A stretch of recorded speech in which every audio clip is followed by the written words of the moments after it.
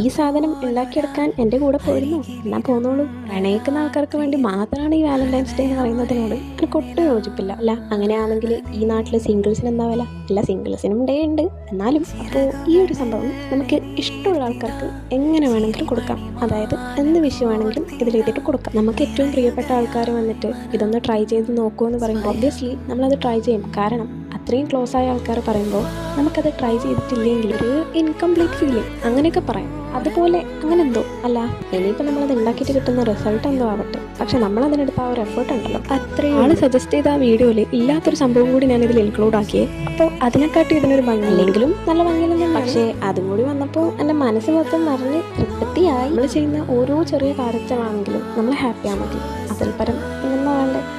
എങ്ങനെയുണ്ട്? എന്തൊരു ക്യൂട്ടായി മനുഷ്യനെ കാണാൻ അല്ലേ? അപ്പോൾ ലൈക്കും സബ്സ്ക്രൈബും മറക്കണ്ട.